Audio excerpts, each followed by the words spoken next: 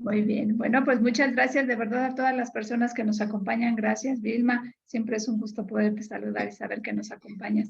Y a todas las personitas que están con nosotros. De verdad es un gusto estar en este Death Coffee más. Gracias, doctor Montoya, por acompañarnos. Gracias, doctora Claudia. Es un gusto. Y pues bueno, hoy tenemos un día más de reflexión y aprendizaje porque hoy conoceremos acerca de los mecanismos de defensa a los que solemos recurrir consciente o inconscientemente, ya el doctor nos dirá, y cuando nos encontramos en duelo. Así es que muchas gracias, doctor. Gracias por estar aquí, doctora Claudia. Bienvenida, buenas tardes. Buenas tardes, bienvenidos todos, todas. Sí, como dice Anita, este tema se me hace muy interesante porque pocas veces reflexionamos en que en estas herramientas que tenemos de manera inconsciente para proteger nuestra intimidad, para protegernos del dolor, de la angustia, y a veces es difícil reconocerlas, ¿verdad, Doc? Entonces, pues hoy vamos de la mano del doctor, como siempre, a zambullirnos en este tema. Bienvenidos todos.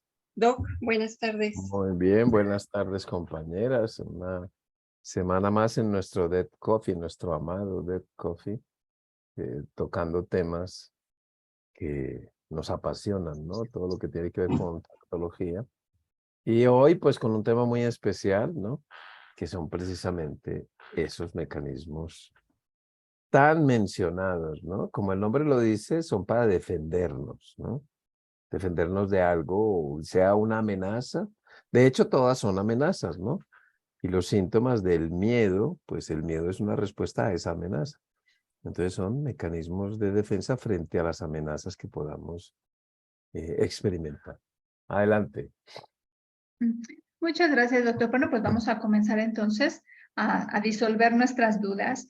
Y nos gustaría que nos dijera qué son los mecanismos de defensa, doctor. Pues muchos estamos habituados un poco con esa terminología, pero las personas que no conocen, ¿qué son los mecanismos de defensa?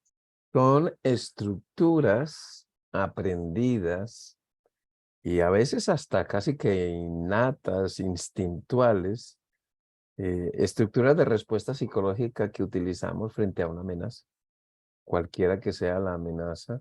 Y cuanto más percibida sea la amenaza, más fuertes serán esos mecanismos. Me explico, yo me enfrento a algo y normalmente hago dos evaluaciones. Primero, ¿qué tan amenazante es eso para mí? Y segundo, de forma inmediata, ¿con qué estrategias, con qué mecanismos o de qué mecanismos dispongo para enfrentarme a ellas? Si la situación es muy estresante, pero yo considero que tengo mecanismos para defenderme, la respuesta de estrés no será tan grande como si me enfrento a una amenaza, así sea de poca intensidad, pero no tengo con qué defenderme. Entonces los mecanismos siempre van a surgir en respuesta a cualquier cosa que el sujeto vea como una amenaza a su vida, ¿no? Amenaza a su integridad. Sí, y los utilizamos en general, pero ya abocándonos a lo que es el duelo, pues son también mecanismos que nos protegen, por decirlo así, la amenaza es el dolor, es la angustia, es ese sentimiento de pérdida que tenemos, ¿no? Y los empezamos a utilizar sí, a utilizarlos, pero yo creo que, y ahorita nos explicará usted, es que al principio pueden ser muy útiles. El problema es cuando nos aferramos o cuando nos lo llevamos para todo el tiempo, ¿no? Ya, yo creo que la palabra correcta no es al principio, sino eventualmente son muy útiles. Sobre todo, lo que sucede es lo siguiente, miren, si nosotros empezásemos a montar, por ejemplo, en bicicleta, eh, y no solamente nos enseñan a montar en bicicleta, sino que nos dicen, en caso de que te caigas y te raspes la piel, pues aquí tienes el agüita para lavarla, luego te echas esta cremita y te pones esta gasa encima. Si es una torcedura, pues aquí esto y aquello. Es decir, si nosotros creciésemos con un acompañamiento adecuado que nos enseñase estrategias de afrontamiento, que digamos son un paso más de los mecanismos de defensa, que los mismos mecanismos de defensa son estrategias de afrontamiento, le llamamos de una manera muy parecida. Lo que pasa es que si tú buscas mecanismos de defensa, se restringen a los psicológicos. Si buscas estrategias de afrontamiento, son mucho más amplias, ¿no? O sea, es como un paso más. Pero bueno, como nadie nos acompaña en este crecer alrededor de las pérdidas, pues aprendemos lo que observamos, ¿no? O lo que los cuidadores nos presentan, aquellos que nos están acompañando en nuestro crecimiento. Y generalmente respondemos y aprendemos esos mecanismos de defensa básicos o estrategias de afrontamiento, lo podemos llamar también básicas, que son muy buenas de forma eventual.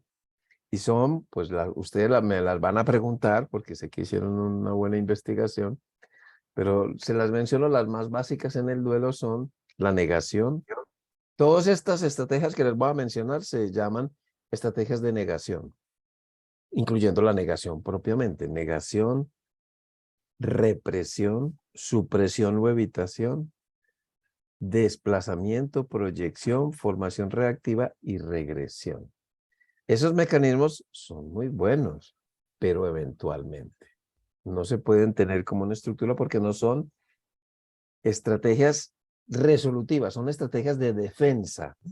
Te defiendes, pero no te puedes quedar solamente estando constantemente defendiendo porque las estrategias de defensa, los mecanismos de defensa, no son resolutivos, son temporales, mientras desarrollamos algo más elaborado que son las estrategias de afrontamiento.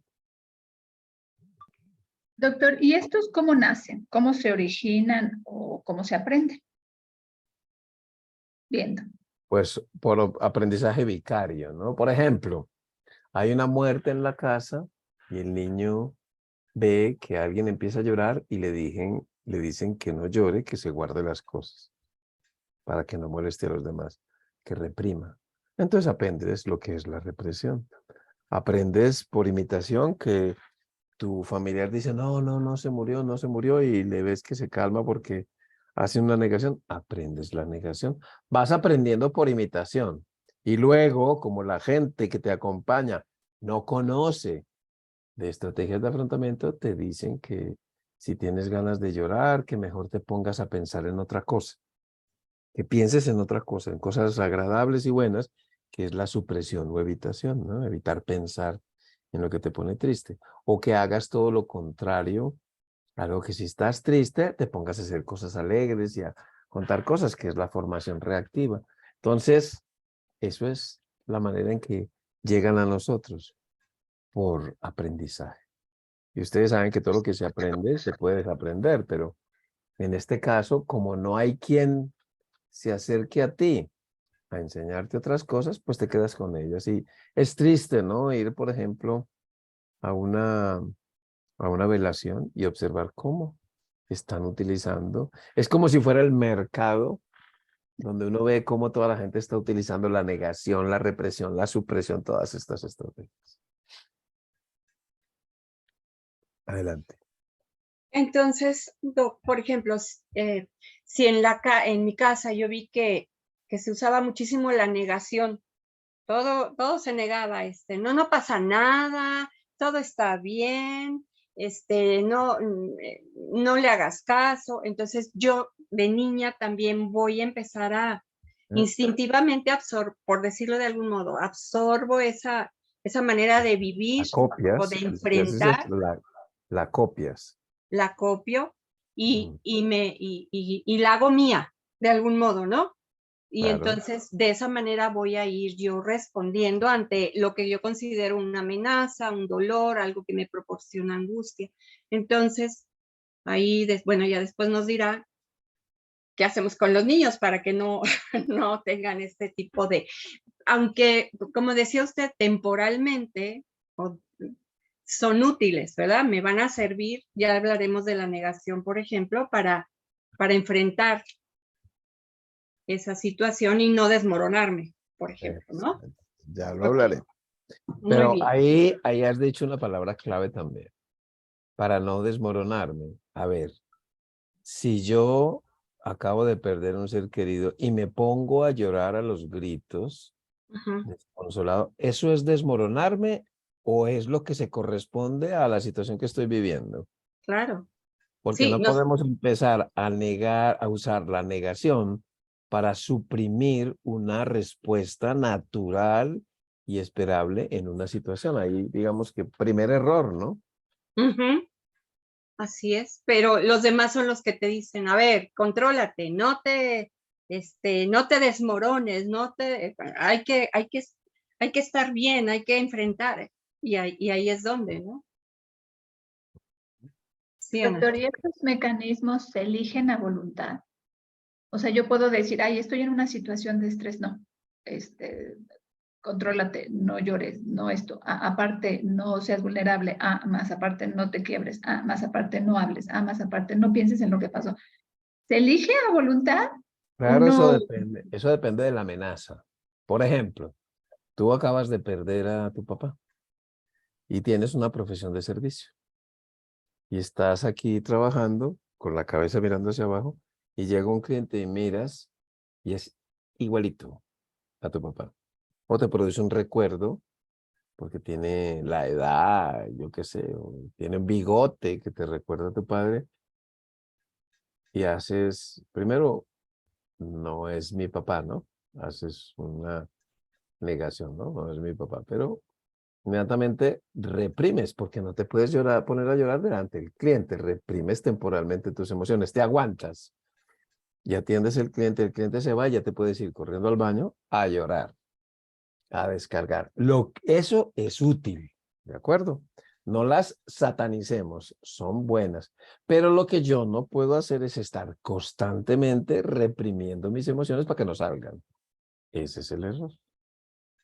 Ujú. Entonces tú eliges la estrategia acorde. A veces son hasta un poco inconscientes, ¿no? Porque, por ejemplo, algunas de ellas no son tan a nivel consciente, la proyección o el desplazamiento.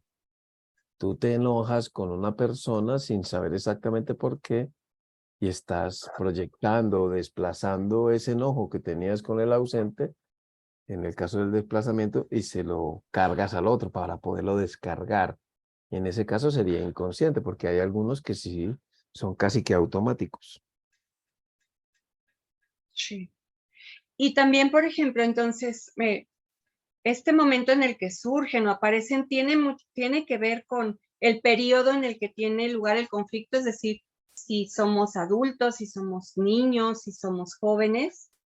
Claro, Sí. claro. No, no solamente con el periodo, sino también con el Y con factor desencadenante, ¿no? Con el estímulo. la Y por intensidad y supuesto, todo esto. se Ajá. supone que crecer implica aprender formas más efectivas de resolver los problemas, porque estas estrategias son muy primitivas, son muy Ajá. básicas, muy primarias. Todo eso que me pasó Ana, que encontraron, son mecanismos de defensa sumamente básicos, ¿no? Por ejemplo, la competencia de estímulos, que también es un mecanismo de defensa que le llamamos estrategia de afrontamiento, es mucho más elaborado, ¿no?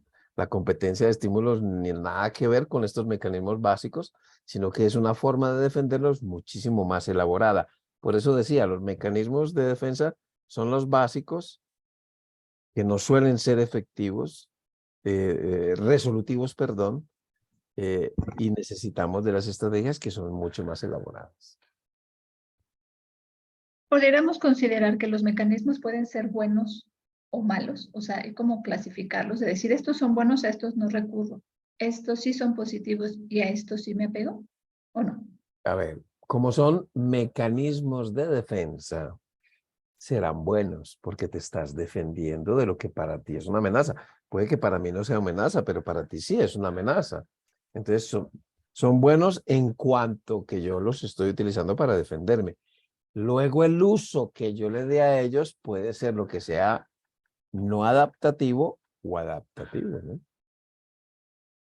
Pero, por ejemplo, yo tengo un mecanismo de defensa que a mí me funciona, pero es muy perjudicial para mi familia. Puede Porque ser bueno para mí, malo para ellos, o tiene que pero ser bueno porque para ellos porque es mi forma. porque lo estás usando de forma continuada. Si lo usas eventualmente por una amenaza, pues te estás defendiendo. Por ejemplo, que se murió alguien, dices, Eso no es verdad y lo niegas, te estás defendiendo, pero si constantemente en el desarrollo de la interacción con tu familia vas a utilizarlo de forma permanente, pues puede que no le caiga bien a todos, ¿no? O pedir que ellos reaccionen igual, ¿no? Si yo, por ejemplo, yo no quiero llorar y las personas los veo llorar y les digo, no, no es que no tienes que llorar. Pero Eso eso no sería sería, imponerles. eso no sería un mecanismo de defensa. El imponerle a otras personas un estilo de afrontamiento no es un mecanismo de defensa. Es forzarlos a hacerlo como tú lo quieres y eso no es una manera de defendernos efectiva. Ni menos adaptativa, porque no permitirías que tu familia pudiera hacer su duelo a su forma y elijan ellos sus propios mecanismos que Lo que pudieran pasa ser es que en funcionales. familia, cuando somos un grupo, lo que podemos llegar es a tener acuerdos, ¿no?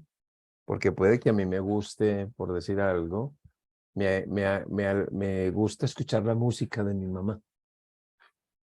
En cambio a ti te pone muy triste y no quieres la música de tu mamá. Entonces, pero yo la quiero oír en mi casa y tú también estás en mi casa. Entonces hay un conflicto.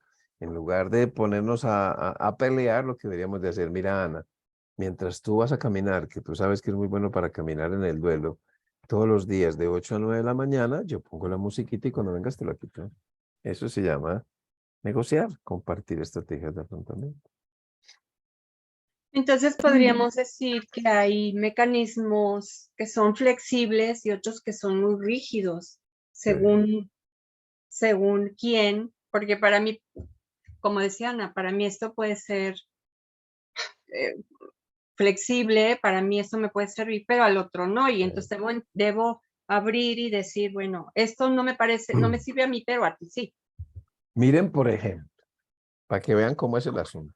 Vamos a suponer que yo de pequeño tengo 5 años, se muere la abuelita y yo veo que mi mamá le entra angustia, llora delante de mí, se pone triste y de pronto cambia y dice, no, mi mamá no se murió, vamos a seguir. Y interacciona conmigo de la manera que sea. Ese aprendizaje de una estrategia va a ser muy diferente si yo estoy en mi casa, tengo 5 añitos, se muere la abuela y oigo que la gente está a los gritos, se desmaya, rompe cosas, insulta, dice palabrotas y de pronto no, que lo tienen que negar, no, mi mamá no se murió y rompo cosas, no sé qué. Pues hombre, el aprendizaje de esta estrategia va a ser muy diferente, ¿sí o no? Pues cuando yo ya esté grande y me enfrente a algo así, pues la respuesta va a ser diferente, ¿no? Entonces, en algunas personas, el aprendizaje de la estrategia va a estar más metida dentro de ti y en otros la ven como algo que es útil de forma temporal. Ujú. Muy bien. Doctor, Rosa María Jacinto está con nosotros, Normita Loyola, Perlita, de verdad, gracias. Y Yolanda Galas nos pregunta, ¿hay personas que por más que quieren no pueden llorar? ¿Este es un mecanismo de defensa o qué pasa con esto? A ver, eso es una conducta aprendida. Tendríamos que irnos para atrás a ver si de pronto hubo alguna experiencia traumática donde a la persona se le coaccionó para que no llorara. Por ejemplo, si pierdes tu mascota y estás llorando y te dicen, a ver, quiere que lo pellizque, quiere que le pegue para que llore por algo de verdad. Entonces vas a asociar el llanto con dolor, ¿de acuerdo? Con un dolor más grave. Si además lloras en tu casa y te regañan porque diciendo, vea, no llore que va a poner mal a su mamá. Entonces tú aprendes que no debes llorar delante de nadie porque se ponen mal, ¿de acuerdo? Entonces así hay muchas personas porque no tiene que ser necesariamente una cosa repetitiva porque estas cosas trágicas a veces ocurren en un momento de mucha vulnerabilidad, de mucha sensibilidad e hipersensibilidad del niño y se le queda sumamente grabado porque fue un momento muy importante para el niño y eso se le queda grabado y ya de grande no lo va a hacer. A veces también las mamás, por ejemplo, no lloran delante de sus hijos que porque no pueden angustiar a los hijos. La típica trastorno que produce la muerte en la comunicación, ¿no? Yo no lloro delante del otro para que el otro no se angustie más y el otro tampoco llora delante de mí para que no se angustie más y así se forma una incomunicación absolutamente compleja, ¿no? Entonces, muchas veces no lloramos por experiencias aprendidas en la infancia. La mayoría de las veces, la gente que se bloquea al llorar es por eso. Y habría que retroceder atrás, investigar mucho, pero eh, también otras personas aprenden en un entorno, por ejemplo. Yo recuerdo una señora, bueno, era una muchacha que se le murió a su mamá, una muchacha, digamos, de un estrato social muy alto, que se le murió a su mamá y estaba en el entierro y se le salió una lagrimita. Y se acercó una amiga y le dijo, María, te veo como muy descompuesta, porque se le había salido una lagrimita. Entonces hay en ciertos sectores en donde la expresión de las emociones es mal vista, es signo de debilidad o signo de falta de cultura. De hecho, mucha gente asume que el llanto es signo de incultura, ¿no? Y lo que te muestran en la televisión cuando muere un personaje famoso, no te muestran al familiar tirado en el suelo llorando, te lo muestran bien puesto, con sus gafas oscuras y todo es muy serio. Y si hay un quebrantamiento, inmediatamente cambian la cámara para otra parte, como mostrándote que uno no debe expresar sus lágrimas. Porque eso es falta de cultura, ¿no? Entonces, todo eso contribuye a que esta expresión, que es el llanto, que es la forma natural de expresar el dolor, esté pues como tan llena de mitos, ¿no? Pero háblenos, por favor, de ese mecanismo acerca de la negación, que es como de los primeros que se presentan, el hecho de, pues yo no quiero aceptar, ¿no? Lo que pasó, de verdad, no me siento como, o sea, esto no pasó, esta no es la realidad. Háblenos, por favor, de la negación. La negación se define exactamente como que la persona bloquea cosas externas para que no formen parte de la conciencia y por tanto tratar diversos aspectos de la realidad como si no existieran. La negación no es un mecanismo global, yo no niego todo, niego una parte que me genera conflicto, ¿de acuerdo? En este caso yo no niego la existencia de mi mamá, niego su muerte. Ahí estoy negando una parte. O yo no estoy negando la muerte de mi mamá, sino que estoy negando el hecho de que me voy a quedar sola, porque yo vivía con mi mamá y dependía de mi mamá. Entonces estoy negando ese hecho. Es una parte. La negación es un mecanismo muy versátil, extremadamente útil, porque la negación es a lo que yo recurro cuando el nivel de angustia llega a un punto en que ya no la aguanto, la bloqueo y la niego. Entonces es un mecanismo sumamente útil. Cuando esa negación es reforzada por el entorno, pues la voy a seguir utilizando, pero cuando esa negación no es reforzada por el entorno y me genera más conflicto, tendría yo que empezar a afrontar la realidad un poquito de otra manera. Pero muchas veces es más vista la negación. Lo que pasa es que si la vamos a utilizar de forma permanente, terminará produciéndonos más sufrimiento que beneficio. Pero les voy a poner un ejemplo de una negación sutil, ¿no? Estoy hablando, me están preguntando sobre mi papá. Bueno, ¿y tu papá? Háblanos un poquito de tu papá. Ah, no, sí, es que mi papá trabajó muchos años como médico y a mi papá, pues, le gusta mucho leer artículos científicos. Ahí utilicé el presente en una persona que ya murió, ¿no? Entonces ustedes me ven que yo digo, no, a él le gusta mucho leer artículos y ustedes no me ven ni que mi voz cambió, ni que mi comunicación no verbal mostró nada. Entonces cuando yo hago una de esas micropausas, ustedes hacen una paráfrasis, ¿no? Hacen un pequeño resumen. Ah, nos estabas contando que a tu papá le gustaba mucho leer artículos. Ah, sí, sí, a él le gustaba mucho y entonces continúo y vuelvo a mencionar a mi papá, digo, no, pues es que a mi papá le gusta mucho el fútbol. Vuelvo a utilizar el presente, el verbo en tiempo presente. Eso es una forma de negación muy sutil, ¿Qué me está diciendo esta segunda vez que la utilicé?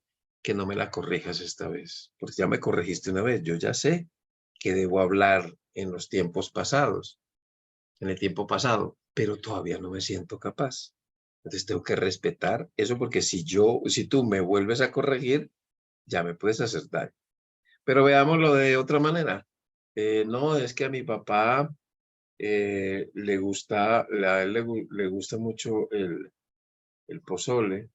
Fíjense que ahí bajé un poco el tono de la voz y dirigí la mirada hacia abajo. Ahí está diciendo que eso me duele mucho. Entonces no me corrijas, porque esa negación no está siendo plenamente efectiva, sino parcialmente efectiva. Entonces no me la vayas a corregir porque me producirías mucho más daño. Porque la negación es un mecanismo que puede ser o totalmente efectivo o parcialmente efectivo. Doc, y por ejemplo, hablando de negación, porque me ha tocado, ¿no? Que te dicen, yo estoy bien, a mí no me pasa nada, yo ya estoy perfectamente bien, ya, cuando a veces que le dicen, ¿por qué no vas a ver a alguien o platicar con alguien? No, es que yo no lo necesito, yo estoy bien, mírame, estoy trabajando, mi vida continúa, yo estoy bien, no necesito, aunque ya haya pasado tiempo, es como lo que usted está diciendo. Ya me llevé la negación a un plano en el que yo mismo me lo creo. Yo estoy bien, ¿no? Claro, acuérdense que toda comunicación verbal hay que evaluar lo que la acompaña, la comunicación no verbal y paraverbal. Pero también puede ser una realidad, que yo ya esté bien, pero las personas cuando están bien del duelo no te contestan de esa manera. No te dicen, no, pero yo ya estoy muy bien, no es que estoy trabajando y demás. Una persona que verdaderamente se ha recuperado de su proceso, sabe y dice, sí, pues todavía me duele, pero bueno, por lo menos estoy intentando trabajar. Su discurso es distinto. Aquel que utiliza inmediatamente eso como defensa, te está diciendo que hay cositas debajo que todavía no están resueltas. Doctor, y cuando una persona comenta, no, es que está de viaje, yo quiero pensar que está de viaje, que no murió, esa es una forma de negación que va a utilizar a largo plazo. Por supuesto, pero que puede ser útil al principio. Por ejemplo, si vuelvo y repito, es que la negación es muy útil si tu nivel de angustia es muy alto. Si tú en algún momento dices que tienes muchísima angustia por la falta de tu mamá, y dices, no, es que mi mamá me va a hacer la idea de que está de viaje, y eso te calma, está bien, es útil.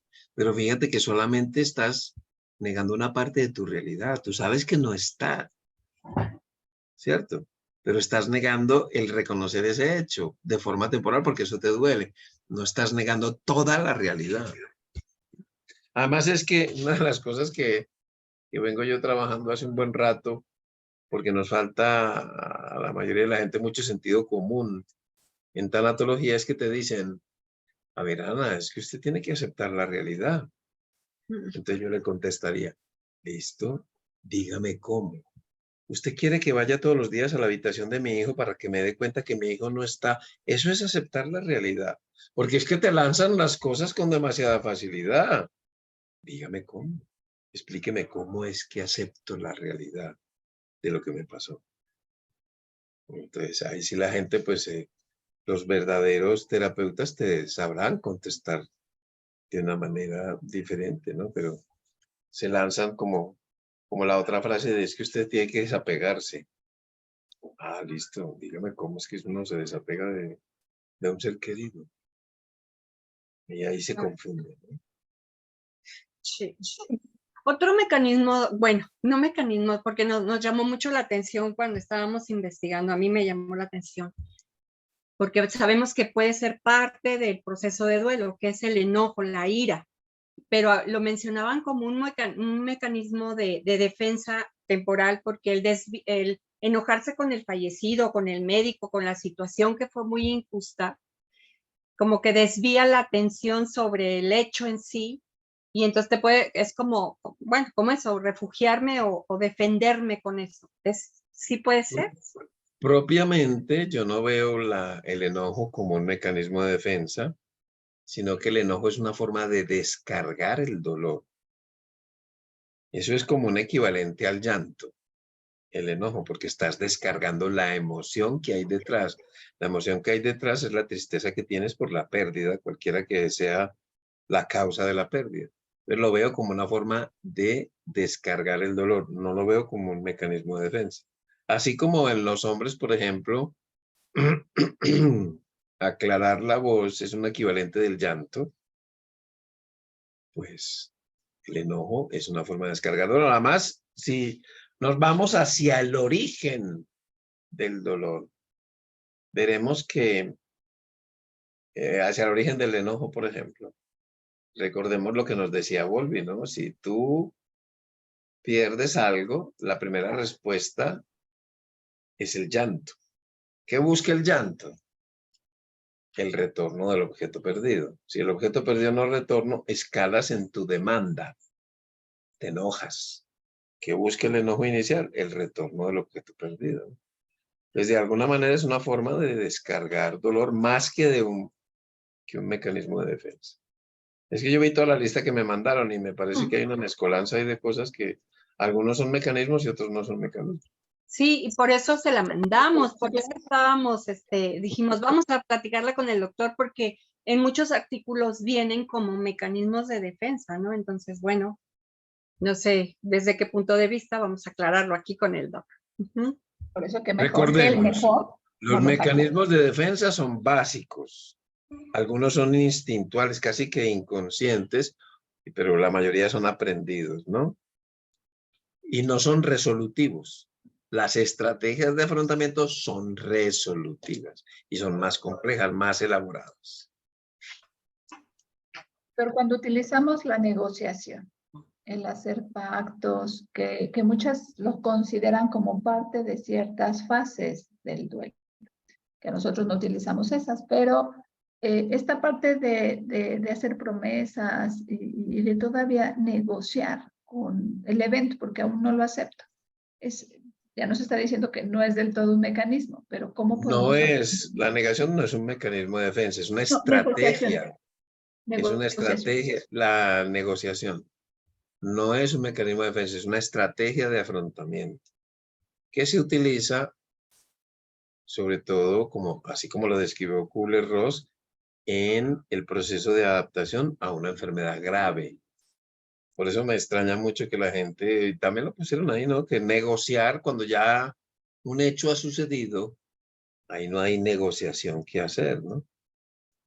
Pero bueno, aquí no, el tema de hoy son mecanismos de defensa, no discutir una teoría sobre otra, pero la negociación la veo como una estrategia de afrontamiento, que de hecho necesita, digamos, más neuronas que la negación.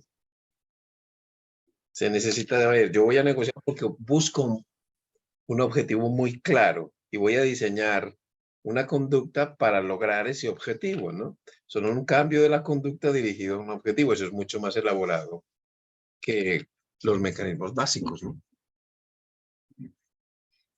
Sí.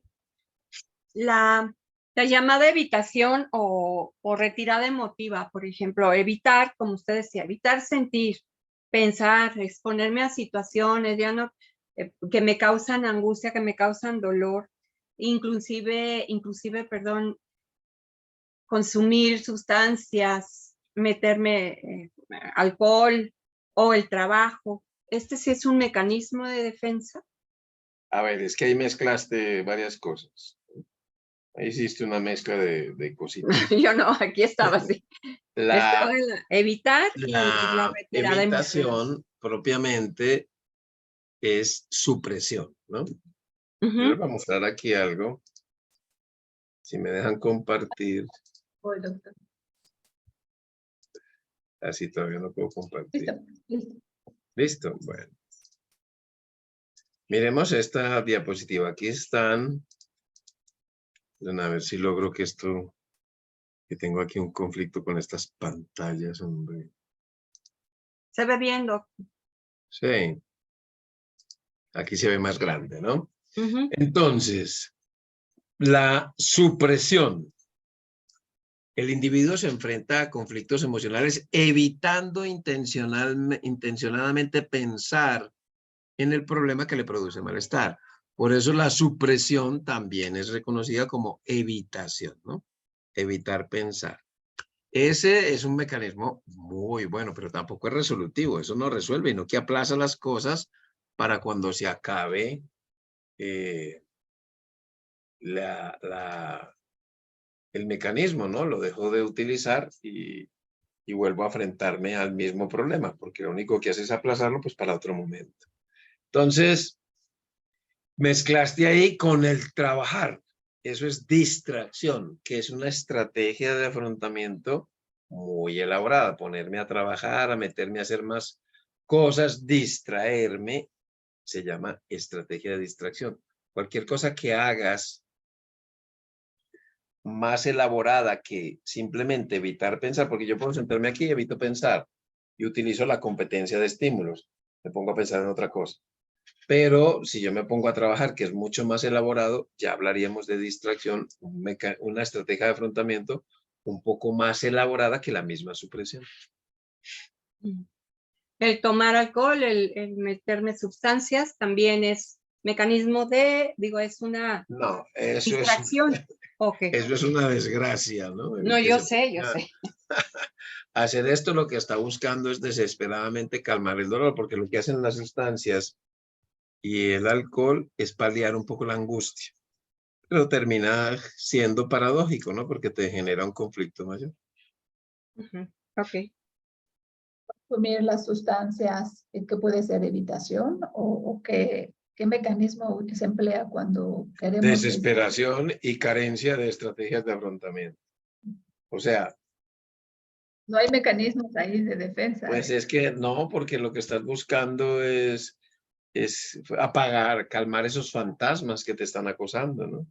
Entonces actúan más bien como analgésicos de la situación, pero termina siendo paradójico. Claro, anestésico al dolor, pero de momento, eso no ayuda. Doctor, No, y te metes en un vicio muy complejo. Claro, después no solo es el duelo, sino todos los problemas por la adicción y la codependencia. Muy bien, la racionalización, doctor. El hecho de querer pensar, resolver el duelo desde la mente y de no querer involucrar las emociones, ¿eso puede ser también un mecanismo? Sí, la racionalización, la intelectualización y la sublimación son mecanismos mucho más elaborados y más maduros que todos los anteriores, ¿no? La racionalización es analizar lo que estás sintiendo, pensando o haciendo cuando lo analizas, ¿no? Ah, yo estoy haciendo esto, yo estoy sintiendo esto porque tal y tal y tal cosa. Ahí estás racionalizando. Y la intelectualización es mirarlo como de una forma distante, casi que minimizándolo, ¿no? Es un mal trago que todo el mundo pasa y eso duele un rato y hay que seguir para adelante, ¿no? Échale ganas. Esos son mecanismos de maduros, ¿no? Son mecanismos intelectuales mucho más maduros, pero tampoco son plenamente resolutivos. Solucionan una pequeña parte del problema, pero la tendencia equivocada es el pensar que estos problemas, sobre todo las angustias que nos llevan o cualquier proceso que nos lleve a utilizarlos, creer que esto se soluciona con la cabeza. Si eso fuera verdad, pues la gente más inteligente que nosotros, más cerebral, más preparada, pues se recuperaría de las pérdidas mucho más fácil que cualquier otra persona. Y sabemos que eso no es así, porque los problemas no se solucionan, los problemas de pérdida no se solucionan con la cabeza, con la razón, con la inteligencia, sino 40 centímetros más abajo, con el corazón, con la emoción, sintiendo. Entonces sí son útiles, pero toda persona que utilice mucho mecanismos cerebrales, intelectualización, racionalización y sublimación, también tiene que llorar, también tiene que expresar su dolor, porque si no, pues se corre el problema de las personas que más intelectualizan y más racionalizan, más se enferman, más somatizan. Y las personas que utilizan mucho la sublimación, si no expresan su dolor, terminan siendo Garrick. Mucho síndrome de Garrick por ahí. Fíjese que es algo, pues bueno, ya puedo decir común, porque por la práctica, sí realmente, pues preguntar ¿no? Su profesión. Y cuando son ingenieros, cuando son arquitectos, pues por supuesto su forma de pensar es más analítica. Entonces, cuando uno les ofrece estrategias de afrontamiento, no, a ver, no me pongas eso, no me puedes dar mejor algo que yo tenga que leer y hacer, algo que tenga que ser con la mente, que no tenga que ver con llorar, con desahogarme, con hablar.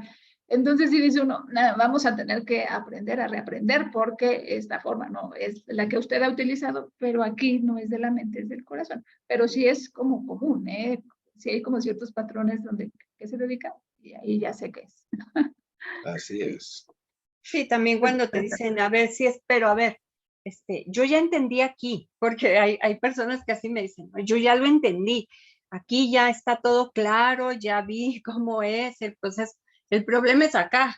Y Claro. alguien me decía que el camino más largo realmente de recorrer es de la cabeza al corazón. El corazón, que son solo 40 centímetros. Sí, cuesta mucho para este tipo de personas racionales. Porque no hemos aprendido estrategias efectivas para afrontar el dolor desde el corazón. Hemos aprendido mucho desde la cabeza, ¿no?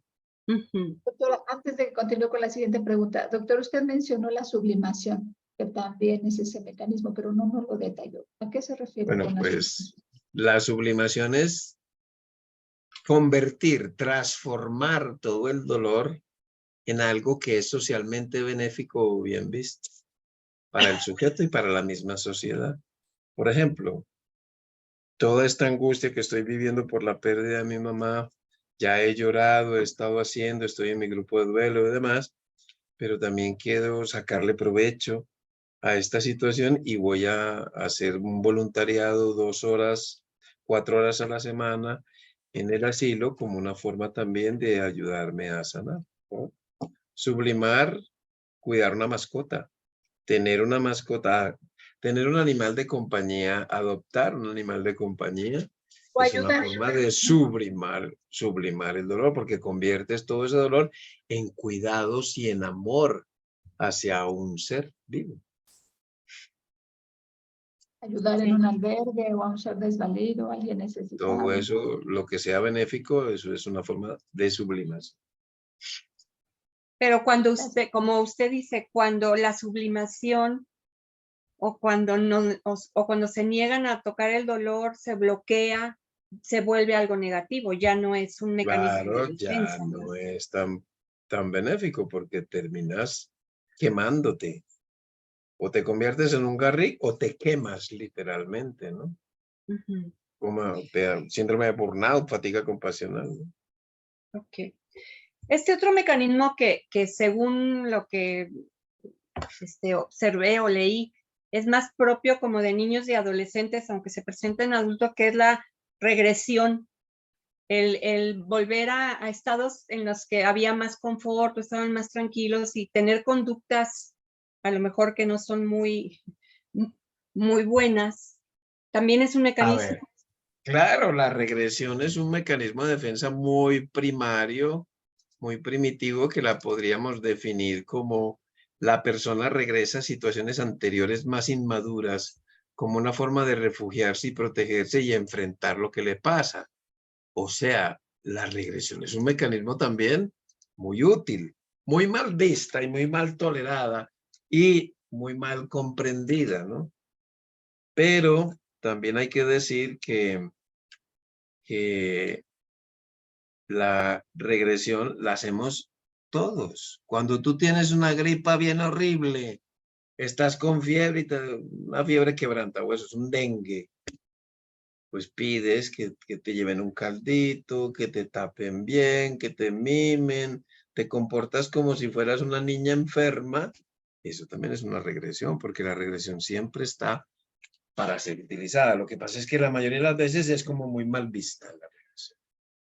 Y perdón, aquí, por ejemplo, cuando llegan y me dicen, es que no quiere hablarme, no quiere decirme, el mutismo, el silencio, es parte de puede ser parte de una regresión. No, la regresión es una conducta más infantil. Eso podría ser más bien, pues, temor, miedo o un entorno no muy crítico, de mucha crítica y juicio. El hecho de que la gente no habla obedece generalmente a que en otras ocasiones no ha sido bien recibido su discurso. No es como el niño, por ejemplo, que dice la mamá, es que el niño no habla de su papá. Claro, la primera vez que habló de su papá vio tal cara de angustia en la mamá que dijo, yo no vuelvo a tocar ese tema delante de mi mamá porque le da mucha angustia y yo no sé qué hacer con la angustia de mi mamá. Ok. Doctor, ¿qué nos puede decir de la proyección? Esto de quitar las características negativas, pasarlas a otra. Miremos, proyección. La persona atribuye sus propios pensamientos, motivos o sentimientos a otra persona. Claro, es que el que tiene la culpa es aquel otro, para no asumir tu propia culpa, por ejemplo. Esa sería una proyección, que se parece mucho al desplazamiento. El desplazamiento de la persona redirige un impulso que originalmente iba hacia el ausente, hacia otra persona u objeto con el ánimo de poderlo descargar. Yo estoy enojado con mi hijo por el suicidio, entonces descargo ese enojo que tenía con mi hijo con mi marido. Esa es una forma de desplazamiento que son muy parecidas. Son formas de sacar lo que sentimos. Es que esto no me deja aquí. Que son también muy válidas, pero generan conflictos. Y a veces no nos damos cuenta que lo estamos haciendo. O sea, a veces con cierto nivel inconsciente. Ahí pudiera ser cuando estamos muy enojados con los doctores, con todo el personal médico que no ayudaron, que no lo salvaron, y entonces... No, eso es más, está más relacionado con, acuérdense que el concepto de muerte, que se logra alrededor de los 12 años, tiene 5 subconceptos. La muerte es irreversible, inevitable, permanente, universal y no funcional. Pues si yo en mi infancia no fui bien acompañado para la adquisición de estos 5 subconceptos, me puedo pelear con los médicos muchísimo porque no fueron capaces de devolverle a la vida a mi ser querido o evitar que se muriera, reflejando un conflicto en mi infancia en la adquisición de la muerte como algo irreversible e inevitable. Okay. Y la formación reactiva, Doc, esto de que también es un mecanismo a veces muy complejo, ¿no? Como no aceptar a lo mejor lo instintivo y hacer exactamente lo contrario para evitar críticas o no sé. No, mira lo que dice ahí, los impulsos no solo se reprimen, sino que además se controlan exagerando el comportamiento opuesto. ¿No? Como yo sentirme culpable, como le pasa al síndrome del niño bueno, ¿no? Yo sentirme culpable, pero hago todo para mostrarle al mundo que yo soy bueno. Ese es un ejemplo clásico de formación reactiva. O por ejemplo, yo no me llevaba con el muerto, es más, nos llevábamos muy mal, terriblemente mal, pero yo no puedo hablar mal del muerto, ¿verdad? Porque imagínense todo lo que me echo encima y entonces empiezo ay, era tan bueno, eso es una formación reactiva. Esa es una formación reactiva, por ejemplo. También se mezcla a veces con la idealización, ¿no? Pero es una típica forma de afrontar un problema, ¿no? Como lo ve uno con mucha frecuencia, ¿no? Que el marido no fue tan bueno, fue mujeriego, bueno, lo que sea, y no era una maravilla. Así tenemos muchos en los grupos de duelo, ¿no? Bueno, y esto, ¿qué consecuencia? Ya usé este mecanismo, pero en realidad va a haber una consecuencia de haberlos usado que no va a ser buena o qué. Depende, ¿no? Por ejemplo, si tú vas a utilizar el desplazamiento y la proyección, puedes generar conflictos en tu caso, ¿no? Pero si vas a utilizar los otros de cara al proceso del duelo, lo que puedes hacer es retrasar tu proceso. Porque, vuelvo e insisto, esos mecanismos no son resolutivos, sino que aplazan. Y yo no puedo estar aplazando meses y años mi proceso, porque entonces nunca lo voy a sanar. Ok. Entre tal vez las consecuencias o como mecanismo de defensa pudiera ser el ascetismo, el decir yo no quiero vivir, disfrutar, ser feliz. ¿Eso es como un autocastigo o es parte de mi proceso? Eso es una culpa tremenda que te lleva a castigarte de la manera más agresiva contra ti mismo, que es aislarte del mundo y negarte todo placer. Esa es una forma tan aberrante como puede serlo la momificación, ¿no? Que en casos extremos dejan hasta el cadáver del ser querido ahí en la casa, ¿no? Y se momifica literalmente. O la persona que deja la habitación intacta, pero nadie la tiene bajo llave y nadie puede tocar eso y se arma el show si alguien llega a mover algo. Y bueno. Sí.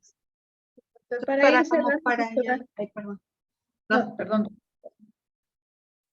No, como para ya ir terminando, aunque pues espero que se haya aclarado algo.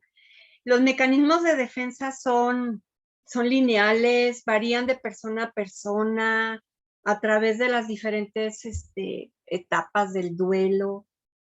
Hay unos que son universales, ¿no? Todos estos que hemos estado hablando son universales. Lo que puede variar en cada persona son las estrategias de afrontamiento.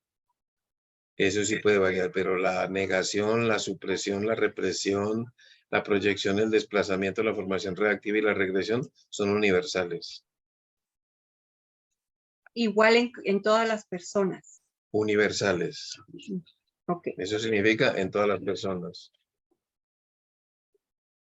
Gracias, doctor. Pues bueno, vamos despidiéndonos. Le agradecemos también a Pati Franco que nos haya acompañado. Ya nos menciona que los mecanismos de defensa son muy útiles y adaptativos en el instante que aparece. También está Vicky, la jefa. Muchas gracias. Ay, gracias. Gracias. Saludos desde Colombia. Feliz cumpleaños. Muchas gracias, Vicky. Apreciamos tus felicitaciones. Muchas gracias. Bueno, pues, doctor, ¿qué pudiéramos recomendar entonces para las personas? Ya reconocemos que tenemos mecanismos de defensa, ya sabemos que los adquirimos desde la infancia, ya sabemos, incluso puede ser que reconozcamos cuál nos es útil y hagamos uso de él. Pero ya escuchamos que son solo temporales y que hay que utilizar estrategias de afrontamiento, que esas son las resolutivas. Pero, ¿qué pudiéramos decirles para que le hagan más a la estrategia de afrontamiento que a los mecanismos? ¿Qué podemos recomendar a las personas? Primero, no nos quedemos solamente aquí, ¿no? No nos quedemos en el cerebro, sino que esto es un problema más de la emoción que del pensar. Y lo segundo, tengamos una mente abierta. La mejor postura ante cualquier tragedia es tener una mente abierta. ¿Abierta a qué? A aprender cosas nuevas. No nos cerremos en ninguna estrategia, porque hay tantas disponibilidades que sería poco práctico cerrarnos a una sola. Es una mente abierta siempre. Así es, doctor. Y pues bueno, sabemos que en los procesos de duelo va a haber mucha modificación, reestructuración de conceptos, de valores, de ideas, de cosas que solíamos hacer. Y habrá que aprender a darle despedida al yo conocido y darle la bienvenida al nuevo yo, que todavía no conozco. Y entre el descubrir nuevas formas, el descubrir nuevas estrategias, el de aprender a reaprender y tal vez esto me funciona, pero no me hace bien. Entonces, darnos la oportunidad de conocer cosas nuevas, practicar cosas nuevas y siempre si es con acompañamiento mejor porque ahí vamos a poder recibir ideas, alternativas, opciones y que nos ayuden a reconocer qué actitudes o posiciones estamos tomando que no nos están haciendo bien y está alargando el sufrimiento o está alargando también este proceso, no lo está complicando. Muy bien. Doctora Claudia, ¿con qué se despide usted? Yo me despido con esta pregunta para el doctor, perdón. Cuando como terapeuta tú estás reconociendo en tu consultante, que es, porque pueden ser uno o varios los mecanismos de defensa que esté usando el paciente, no nada más uno solo, ¿verdad? Entonces, cuando tú ya los reconoces, ¿cómo vamos a trabajarlos o cómo vamos a hacer conciencia en el paciente de que está viviendo estos mecanismos? Bueno, pues es que mira, como son mecanismos de defensa, se está defendiendo de lo que le está pasando. Lo que tenemos que valorar es la efectividad y lo práctico de ese mecanismo. Si solamente está utilizando represión, supresión, negación, los más básicos, le tenemos que enseñar nuevas formas más efectivas de solucionar o de afrontar más bien lo que le está pasando, no quedarnos en dejarlo solo con esos mecanismos de defensa, no hay que enseñarle cosas más efectivas, pero se está defendiendo. Entonces, miremos la efectividad, qué tan efectivo es lo que la persona está haciendo respecto a su proceso. Porque si está, como les dije hace un rato, si está utilizando la negación porque todavía no es capaz de afrontar las cosas, sobre todo cuando utiliza los tiempos en tiempo presente, no se lo quites porque le vas a hacer daño. Muy bien, doctor. Pues muchas gracias. Muchas gracias. No, se Espero nos fue que volando, se nos fue sí, volando el tiempo. que haya sido útil. No, pues muchas gracias y a la cumpleañera que sean muchos y muy buenos, de muchos abrazos, que lo pases muy bien y muchas gracias. Una semana más con nuestro querido Dead Coffee. Nuestro amado Dead Coffee. Muchas gracias de verdad a todos por su compañía. Gracias, doctor. Como siempre, es un honor, un gusto tenerlo con nosotros. Doctora, muchas gracias y a todas las personas que nos acompañaron y las que nos van a ver más adelante. Los esperamos en nuestro siguiente Dead Coffee. De verdad, gracias. Hasta luego. Chao. Listo. Ya dejas de grabar. Déjenme paro la grabación.